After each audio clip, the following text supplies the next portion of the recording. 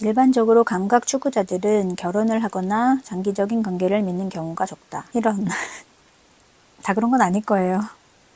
아마도 다양한 파트너를 원하기 때문이라고 짐작된다.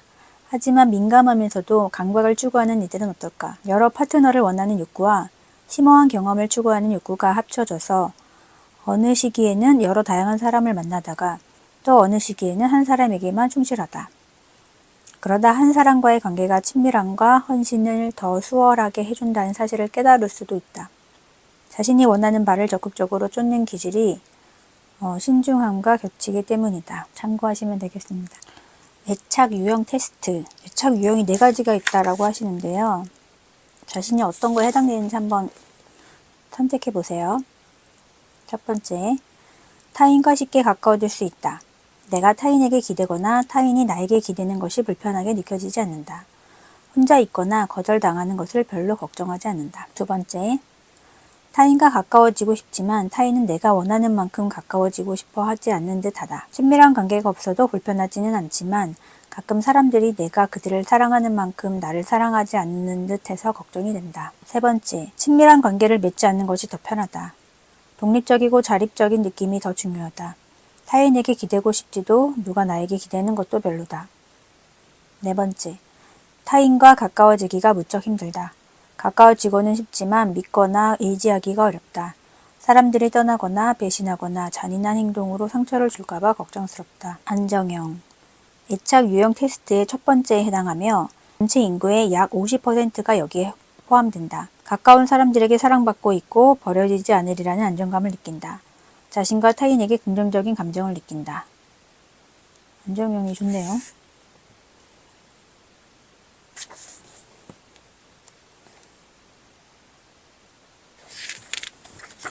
안정형은 집착형. 전체 인구의 10%가 여기에 포함된다.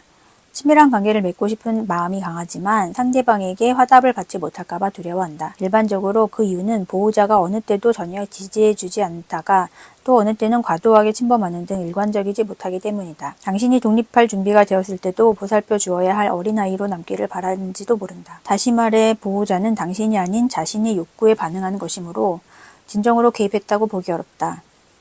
비일관성, 반응과 진정한 사랑의 부재는 생존을 위해 일관적인 관심을 받아야만 한다면서 당신을 불안하게 만들었을 것이다. 어른이 되어서도 누군가의 사랑을 받으려고 여러 방법을 시도하고 상대방의 관심이 곧 사라지리라 의심할 것이다. 한마디로 타인은 멋지고 나보다 나은 존재라고 생각하지만 본인의 가치에 대해서는 자신이 없다. 세 번째, 거부 회피형. 전체의 25%에 해당된대요. 당신은 친밀함을 아예 피하는 것이 낫고 결론 내렸다. 아까 거부형 회피형을 읽었을 때요.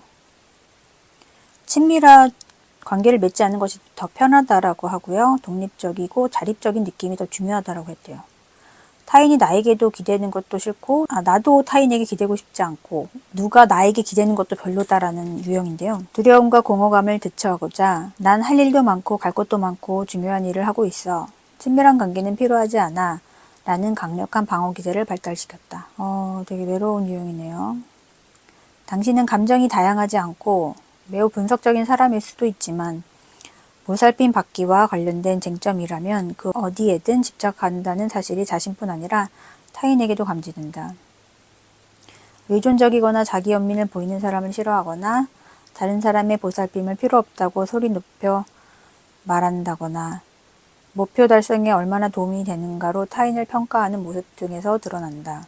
이 애착형은 타인에게 의존하지 말고 감정을 드러내지 말라는 남자 행동 강요형 때문에 남성에게 더 흔하게 나타난다고 합니다. 두려움형. 전체 인구의 15%가 해당됩니다. 당신은 만성적으로 부끄러움이 많고 불안과 우울감, 외로움을 느낀다. 특히 민감하지 않은 사람인 경우에는 소극적으로 혹은 공공연하게 적대적이기도 하다. 누군가와 함께하고 싶지만 거절당할까봐 두렵다. 내적 갈등이 심하고 과각성 상태라 누군가와 가까워질 기회에 혼란 반응을 보인다. 보호자가 정신적으로나 신체적으로나 아이를 이제 위험할 정도로 심각하게 내버려 뒀을 때 생기는 유형이라고 합니다. 되게 안타깝네요. 20년 이상 유아기에서 성인기까지 추적한 연구에서요. 애착 유형은 변하지 않으며 성인기의 행동을 전부 예측한다는 사실이다. 안정형에 속한 이들은 나머지 세 가지 불안정형에 속하는 이들과 비교하면 다음과 같은 차이점이 있다. 되게 이상적이더라고요. 일단 안정형은 전반적으로 자신감도 높고 자신에 대한 기대가 현실적이며 균형을 이룬다. 스트레스 상황에서 지나치게 감정적이거나 문제를 부정하지도 않고 과제에 집중한다. 대처 수단으로 알코올에 의존하거나 섭식 장애를 일으킬 가능성이 작다. 대부분의 사람들이 안정형인 파트너를 선호하는데 안정형일수록 파트너에게 좌절감을 느끼거나 관계의 양면적인 태도를 보이지 않는다. 질투와 집착, 버려짐에 대한 두려움도 적다. 안정형일수록 분노를 적게 느끼지만 좀 더 건설적인 태도로 바라본다. 언쟁을 크게 언짢아하지 않고 파트너의 의도를 적대적으로 받아들이지 않으며 긍정적인 결과를 기대한다. 파트너를 믿을 수 있는 친구로 바라보고 결정을 수용한다. 또 안정형일수록 사랑의 감정을 느끼지 않는 파트너와의 성관계는 맺을 일이 적다. 누군가가 안정형인지 알 수 있는 방법이 있대요. 어릴 시절에 집과 학교에서는 어땠는지 물어보면 된대요. 안정형은 단순 명료하게 대답하고 문제도 인정할 테지만 제3자가 보기에 심각해 보이는 문제는 아니다. 그들은 어린 시절에 행복한 기억이 많고 그 어떤 기억에 대해서도 강박적으로 이야기하지 않는다. 거부 회피형은 어린 시절에 기억이 없다고 대답하거나 엄마가 몇 번 자살 시도를 했는데 별로 신경 쓰이지 않았어. 나 어린 시절 괜찮았지 라고만 할 것이다. 감정이 최소화되어 있다. 그리고 집착형은 어린 시절에 관해 책 한 권 분량의 이야기를 줄줄 늘어놓는다. 두려움형도 자신이 제대로 들어줄 것 같으면 비슷하다. 몇 가지 질문을 했을 뿐인데 집착형과 똑같이 기나긴 이야기를 풀어놓는다. 여러분이 만나고 계신 분한테 어린 시절 질문해보는 것도 좋겠네요. 근데 안정형은 안정형에게 끌리고요. 불안형은 서로 불행해질지도 모르는데도 불안정형에게 끌린다는 사실에 주의해야 한다. 따라서 안정형이라면 혹시 안정형이 된다면 매우 유리하다. 그렇대요. 서로 아닌 사람끼리 만나면 많이 피곤할 수 있겠네요. 불안정한 아이들이 대부분 불안정한 어른으로 자라지만 예외가 있대요. 바로 후천적 안정형이라고 하네요. 실제로 민감한 사람들이 불안정한 형에서 안정형으로 변하는데 매우 적합하다고 생각할 만한 이유가 있다. 물론 오랜 시간과 노력, 성찰이 필요하며 안타깝게도 그 방법을 알려주는 직접적인 조언은 불안정한 사람은 심리치료가 필요하다는 것뿐 더는 없다. 다행히 민감한 사람들은 불안정형이었더라도 안정형으로 바뀔 수 있는 기회가 있네요. 느낌상 이게 좋은 것 같다라는 생각이 좀 드네요. 일단 첫 번째, 차분하게 인내심을 가져라. 불안정형이 되기까지 오랜 세월이 걸린 만큼 되돌리는데도 그만한 시간이 걸린다. 애착 유형은 변화를 거부한다. 미래가 과거를 반복한다고 가정하는 것이 생존 확률을 가장 높이는 방법이기 때문이다. 민감한 사람들은 특히 그런 가정을 토대로 움직이도록 고안되었다. 따라서 과거는 그냥 묻어두어라 같은 말은 무시해야 한다. 힘든 과거를 보냈다고 했더라도 그거는 당신의 탓은 아니다라는 거를 얘기하시는 것 같아요. 자신에게 가혹하게 굴고 자신의 탓이라고 벌 주고 방치하는 경우가 있는데 힘들겠지만 그거는 과거에 일어난 일일 뿐이고 자신을 탓하거나 하지 말라고 되어 있네요. 그리고 두 번째, 더 나은 경험을 하라. 당신은 분명히 몇몇 사람들과 안정적인 관계를 맺은 경험이 있다. 당신의 욕구에 관심을 기울여주고 관심을 받을 자격이 있다고 느끼게 해주고 도움이 필요하면 반응하리라는 믿음을 주었을 테다. 당신에게는 그런 관계가 더 많이 필요하다. 안정적인 파트너나 동성친구, 친척 한두 명이 가장 좋다. 좋은 사람을 만나면 도움이 된다는 뜻인 것 같아요. 그 다음에 세 번째, 애도하라. 힘들었던 어린 시절을 애도하는 시간을 가져야 한다. 어린 시절에 놓친 무언가를 이제 와서 찾을 수는 또 없고 불안정성이 초래한 상처들로 온전한 삶을 살 수도 없다는 사실을 애도해야 한다. 잊어버리고 성장하기 위해서가 아니라 과거도 당신의 이야기이기 때문이다 라고 하셨어요. 흥미롭게도 후천적 안정형은 안정형과 달리 수술 후 남은 흉터처럼 슬픔의 잔재를 안고 있다. 네 번째, 정체성을 찾아라. 내적 자아를 발견하고 성숙한 안정감이 형성된다. 이를 가능하게 하는 가장 쉬운 방법은 꿈을 이해하는 것이다. 심리 치료사나 꿈을 분석한 책 혹은 세미나가 필요할 수도 있겠다. 치유 과정은 매우 정확하고도 유기적으로 이루어진다. 치유하는 과정에서 꼭 느껴야 하는 감정이라 믿고 따라가 보자. 민감한 사람들은 정체성을 찾는다는 개념이 매우 이기적이고 죄책감을 느낄 수도 있지만 결국 그렇지 않다. 머나먼 조상 그리고 세상에 기반한 자신의 삶의 목적을 밝혀주기 때문이다. 이게 번역서라 가지고 좀 말이 매끄럽진 않은데 제 경험을 토대로 말씀드리면 아마 그 뜻인 것 같아요. 이렇게 꿈 같은 거를 잘 꾸는 사람들은 거기에 의미가 있을 수 있잖아요. 본인의 내적으로 뭐 불만이라든지 고민이라든지 뭐 욕구라든지 그런 것들이 표현될 수 있는데 저도 꿈을 잘 꾸고 매번 꾸는 건 아니지만 꾸면은 가끔 예지몽 같은 것도 꾸는 적이 있거든요. 그러면 내가 그런 꿈을 왜 꿨을까? 약간 본인의 자아 성찰 같은 걸 하게 되더라고요. 그래서 내 상태가 어떤지 좀 파악을 하는 내 심리가 나도 몰랐지만 이래서 이런 꿈을 꿨구나라는 깨달음이 있을 때가 있거든요. 그런 과정들이 필요하다는 말이신 것 같아요. 5번째, 가정을 수정하라. 주기적으로 친밀함에 대한 두려움을 가능한 사실적으로 돌아본다.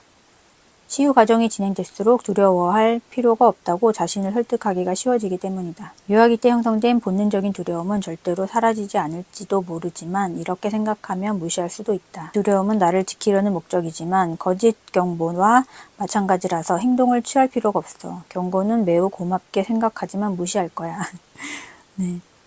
이게 두려움이 생길 때마다 미리 겁먹지 말고 그 경고를 고맙게 생각하겠지만 나는 무시하겠다 라는 이런 자세를 가지라는 뜻인 것 같아요. 재밌네요. 6번째, 애착 유형에 따라서 다른 접근법을 활용하라. 두려움형은 거절당하리라는 가정을 버리고 그저 사람들을 만나볼 필요가 있다. 만만치 않은 과제다.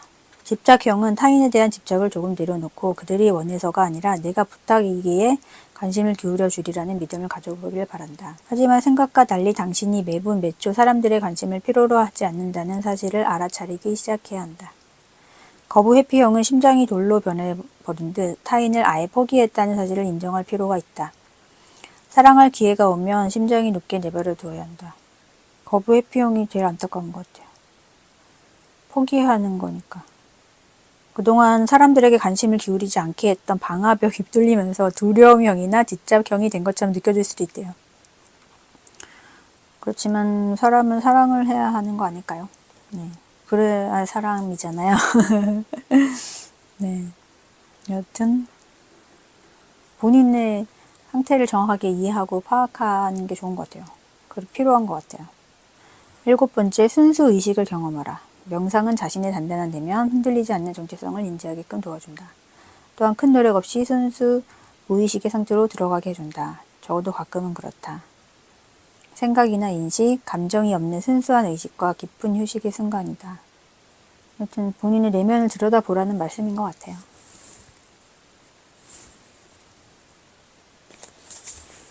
민감한 사람은 그렇지 않은 사람보다 더 강렬하게 사랑에 빠진다. 앞서 이야기한 친밀함에 대한 두려움을 생각하면 모순처럼 느껴지기도 한다. 하지만 민감한 사람이라면 이 모순의 이유를 헤아릴 수 있을 테다. 우리가 더 강렬하게 사랑하고 더 많이 두려워하는 이유는 사랑으로 분출되는 감정의 깊이와 복잡함에 끌리면서도 사랑이 절대로 유쾌하지 않은 예측 불가능한 상황 또한 초래한다는 사실을 알기 때문이다. 사랑은 특정한 타인과 친밀한 관계를 맺고 유지하고자 하는 욕구와 관련된 일련의 태도와 감정 행동이다. 이것은 이 저자가 남편분하고 학문적으로 정의했던 사랑이라고 합니다. 민감한 사람들을 연구하게 되었을 때 그들에게 남다른 강도로 사랑에 빠졌느냐는 질문을 가장 먼저 던졌는데 민감한 사람들은 그렇다라고 했다고 합니다. 특히 문제인은 어린 시절을 보냈고 불안정한 애착 유형이 나타날수록 더욱 강렬하게 사랑에 빠진다. 괜찮은 어린 시절을 보낸 사람도 마찬가지였다.